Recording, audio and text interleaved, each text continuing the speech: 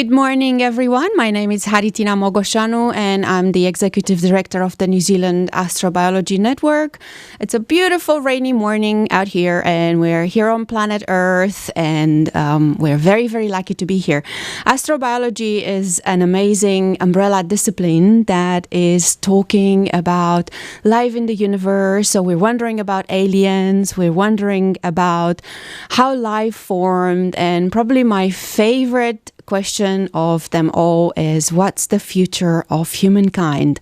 And many times people discuss about life and how we ended up here on Earth and how lucky we are to live on such a beautiful planet, but we don't know how life started. So we don't know. We know that we're made of stardust, and we know that most of our chemical elements were formed inside of stars, but we don't know how that all came together to create humans and trees and flowers and bees and the amazing environment that we're here in, even if it's a little bit of rain today.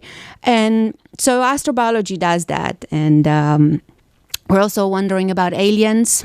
And there's a topical subject, aliens, now, because we just had Mars coming very, very close to Earth, and we took advantage of that opportunity to create a Mars exhibition at Stonehenge, Aotearoa. We had amazing, generous sponsors. The United States Embassy was our principal sponsor for this, but Stonehenge, Aotearoa, Kay Leder and Richard Hall, that are here with me today, they have been amazing, and they opened up their doors and supported this the creation of this Mars exhibition, and of course the Phoenix Astronomical Society and Milky Way Kiwi as well. So, Richard, I'm here with you and Kay, and I want to ask you a question. I know you like Mars. What made you like Mars? Why Mars? Oh, well, for me, it was a little bit what you were talking about now, because when I was young, science fiction stories were the thing, and a lot of those science fiction stories were located quite close to Earth because we simply didn't know too much about the planets around us. But I always remember my mum taking us to this movie called Invaders from Mars, and I've seen it since. It's quite cute, but in its day, it was absolutely, for us kids, it was absolutely terrifying. But when we came home on the bus, we got off, and it was a starry night. And I can remember gazing up at the stars, thinking Mars must be up there. And that's really how my interest in astronomy began, is the great unknown out there, yeah. And what about you, Kay? How did you fall in love with space and astronomy?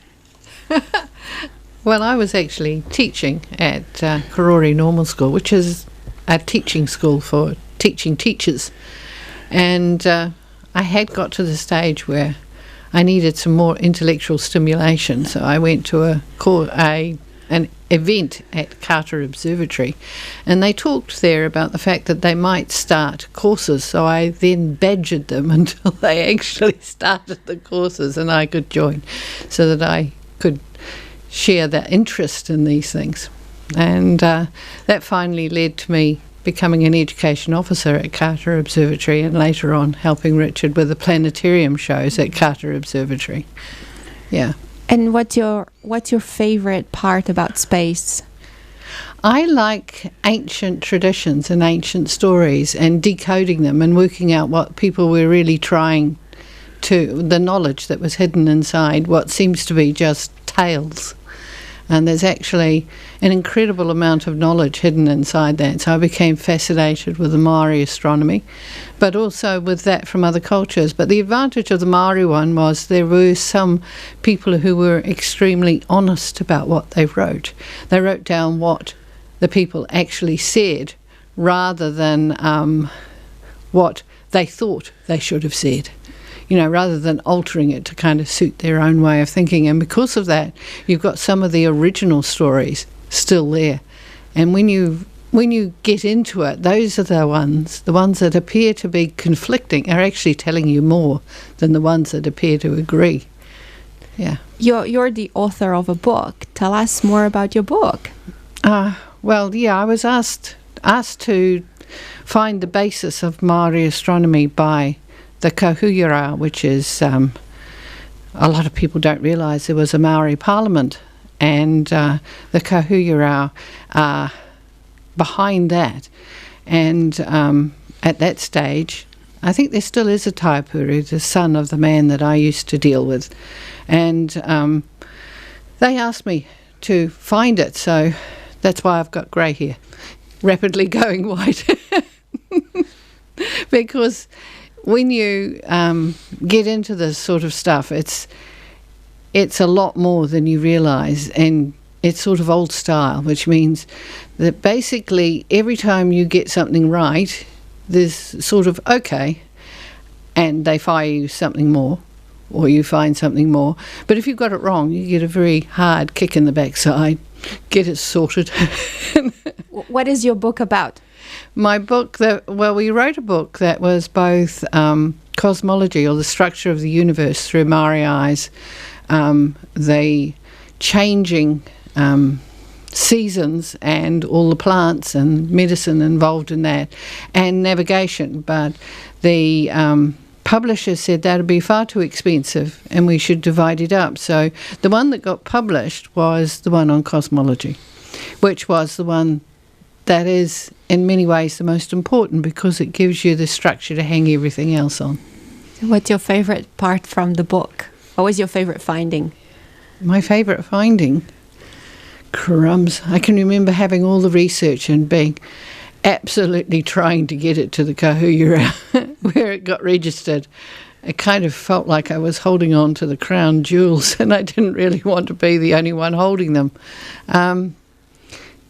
I don't think there is a favourite. I think finally when it all came together, and what was I'd found in Polynesia and what I found in New Zealand tied together, and I suddenly saw how the two related together.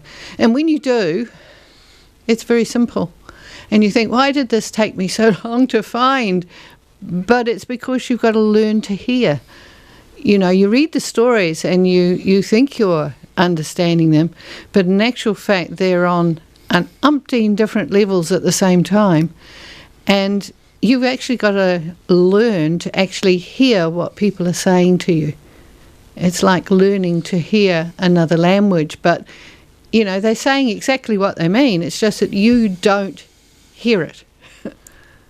Because we're biased, because we learn things a certain way. You got to learn, and the best way of understanding it is to see it as a movie. If you take the story, if you ever want to understand, and I think it's true of other ancient stories as well, if you want to understand them, turn them into a movie and play them in your head, and then suddenly it all starts to come right. As long as you're just dealing with words, you just end up in this complex net of stuff that is actually obscuring the truth underneath. That's my biggest clue to anybody out there who wants to understand. You and Richard both have been building a Hinge. How did that come about? And we have this Hinge here in Wairarapa. We're so lucky. It's an open-air astronomical observatory, and you're teaching these there at Stonehenge Aotearoa. How did the Hinge come about? How did you make it? Both Richard and I, as I said, I badgered them into a course. I ended up then being a lecturer in the courses that were run, and one of the courses was Legends and Mysteries of the Night Sky. And we looked at lots of things like, you know, the Mayan constructions and various bits and pieces, how things fitted together. And one of them, which I also adore, is Egyptian.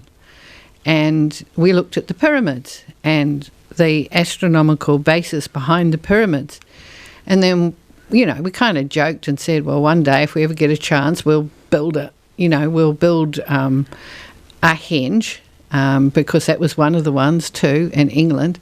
And we shock if we really want to get the Astronomical Society upset, we tell them we want to build a pyramid as well. That really gets them going. But so we decided to build a henge to show people how our ancestors really knew an awful lot and how they used some of these things. Not every single one, I shouldn't think, because they all had different sort of purposes. Some of them were astronomical, and so we kind of designed a hinge, which was a teaching tool. Okay, so our one is Aotearoa because it is exact for exactly where it is. It's an extremely accurate observatory, so that we can teach both modern and ancient astronomy. Wonderful.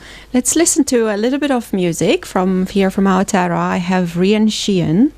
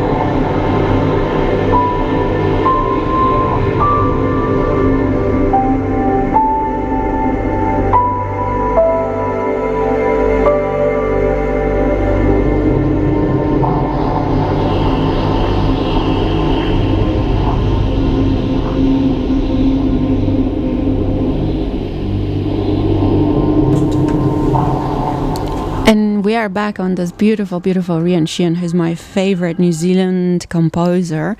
We were talking about the Hinge. And so the Hinge is an astronomical observatory, and it has all these elements that incorporate ancient knowledge, but also modern knowledge. Richard, when was the last Hinge built before you built your Hinge? Probably when we're talking about something that was actually built by our ancestors, we're going back probably about 4,000 years in time, something like that. And so but what we have discovered over recent times is that these stone circles were actually the founding points of civilization itself. And whereas the one in Salisbury Plain goes back, the famous Stonehenge goes back to about 4,000 years ago, we're now finding them out in Mesopotamia going back more than 12,000 years in time. And like the Sphinx and so on, these structures are simply being covered with sand and so on. But what they've discovered with DNA and so on is that most, if not all of them, were built by hunter-gatherers, so they predated what you might call the rise of civilization. But furthermore, they were a meeting place of different tribes. And because people were meeting there, after a while people began to settle around them, and that gave rise to the first villages and towns. And even the one this is something we'd only learned recently from DNA analysis and so on. So for example, they find that Stonehenge on Salisbury Plain, people travelled all the way from Scotland there at the time of the spring equinox, for example. And you know, if you think about it, travelling right the way from Scotland to southern England in the days before there's no roads and maps and so on. How long would it take? I don't know, but it's a pretty big task, I would say, isn't it? You know what I mean? Yeah. So these were these founding points, yeah. And it's where tribes came together and so on, yeah. How many hinges are around the world? Who else built hinges? Vast numbers. We find them just about everywhere because, but each one of them, I think, as Kay mentioned earlier, has to be designed for its specific spot on the Earth, if it's astronomical, and a lot of them are, and they've got different purposes and so on. So, yeah, in their hundreds. And, of course, we're still discovering new ones to this day. So our henge here is not a copycat of the one in Stonehenge in England? No, because if we did that, there wouldn't be much purpose in that, because it wouldn't work. If a stone circle is going to work, it has to be designed for its specific spot on the Earth. Not only its latitude and longitude, but also the topography around you and so on. And the whole purpose of what we wanted to build out there was to show people how these ancient technologies worked. And a lot of people become really surprised. I have to keep on reminding people, hey, what I'm showing you now is not something that's discovered a century ago. This was discovered thousands of years ago. But then again, it had to be, because if our ancestors didn't have all this knowledge, well, we wouldn't be here, would we? So what are you showing? What do you mean how the henge works? Well, the primary thing it works on is the sun and the stars, and you can monitor by looking at it how the sun moves. I mean, always people say the sun rises in the east and sets in the west. Doesn't it? No, it does it on 2 days of the year, and you know that too. I do. But the point is, most people, often when I say this, I've got people sort of their eyes. I never thought, is that true? Yes, the sun only rises east and sets west on 2 days of the year. They are the 2 equinoxes, right? Other than that, the sun is rising either north or south of that of the east-west points, all right? But what you can do is you can track the motion of the sun with these stone circles. You can work out which is the longest day, as far as, midsummer's day, midwinter's day, and a calendar. And essentially, as the sun comes down onto the lintels on the top, it always sits on the same spot on the same day each year. Right? So what we do is show people how these things work. And that's not just the sun, but also the rising and setting of different stars was also used in this way. Yeah. Fantastic. Let's listen to another song from Rian Sheehan.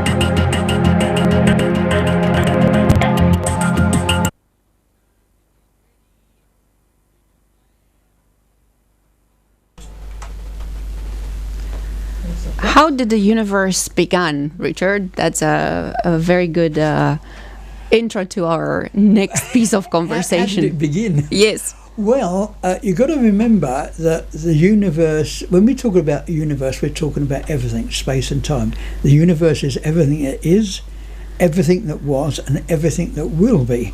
And the moment you say something had a beginning, you immediately ask the question, well, what happened before that? And if the universe had an end, what would happen after that? And so I think sometimes trying to put beginnings and endings on the word universe, it may be our part of the cosmos that we're looking at. We can put beginnings and endings where it might have started at a certain point and ended and so on. And for example, from the expansion of the universe we're looking at, we know that, some billions of years ago, and about 12 billion years ago, all the matter that we can see in the known universe, and it's lovely to use that word, the known, was all in one spot, and that's the Big Bang theory. So coming back to your henge, you said that we have these stars, and you're showing people ancient technologies that have been used thousands of years ago, and the stars rise and set in the same position every year. So does that mean that we see the same stars as our ancestors saw thousands of years ago? Because the universe evolves. We know stars are moving, galaxies are moving. What's this? How does it work? This is right. We see the universe is everything is in motion, and when we look up there into space, we see the same stars night after night after night, and that is because they are so far away. It takes centuries before you do notice this motion. But the sun and all the other stars that you can see in our night sky all belong to the Milky Way galaxy, and they're orbiting like the planets do around the sun. They're orbiting around the centre of the galaxy, and they're moving. So if you went back literally tens, hundreds of thousands, millions of years ago, you would look up there and you would see different patterns and also different stars, because sometimes stars don't necessarily last that long. But essentially, most of the important stars, navigational stars, we see is exactly the same as what we see by our ancestors. And the reason for that is most of the stars that you see in the night sky are not the common or garden variety of star. They are giant stars at great distances, and therefore they don't travel so much. Apart from Alpha Centauri, for example, one of the pointer stars, of course, which is a very near star, over a few centuries you'd notice quite a movement on that, but most of the others you wouldn't. So we don't live long enough to be able to see the stars in the sky moving. No. Our civilization started when? 10,000 years ago? Well, it all depends what you want to call civilization. It's probably more like about 5,000 years ago, isn't it, really? You know, with the rise of, ancient Egypt and things like that. Well, talking about that, we don't have too much time, but one thing that I want to mention, when you go to Stonehenge, you see this amazing flower garden, which is made by Kay. And how does that beautiful, colorful garden in there, how does that combine with astronomy? It's just a wonderful location. And when you're in the Hinge, people often come back. They often come in with a funny look on their face, like, plastic, fantastic, I'm not going to like this.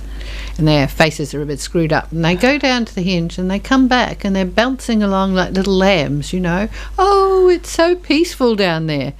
And I think the flowers are part of that whole environment.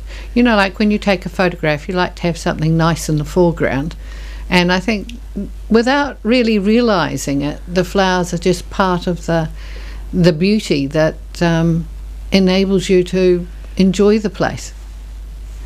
They're absolutely amazing and so beautiful and gorgeous, and even with the lack of water, you managed to maintain the most gorgeous garden in there. It's so fabulous to go and just... And also bear in mind that it's not just that Stonehenge on its location is beautiful. This point in the Wairarapa is beautiful also for the night sky. Something a lot of people don't realise, that most people around the world have never seen the night sky as we see it here in the Wairarapa. That is very true. And so both Haritina and I are part of an organisation here in the Wairarapa to get our dark sky accreditation, because we want to preserve our night sky so our children, our grandchildren can see the night sky as we can. As beautiful as it is. And so come and see the night sky from Stonehenge Aotearoa, and also come and see our exciting Mars exhibition that is opening on Sunday. We're going to have a public talk from 2 to 3 p.m. about Mars, and you're going to have to see displays and a mini Mars in there that people can have a look at it. So it's all very, very exciting and wonderful. Thank you so much, Richard and Kay, and thank you for having me, because actually I'm your guest in here. I think this is wonderful. And we'll see you very soon with another session of The Night Sky.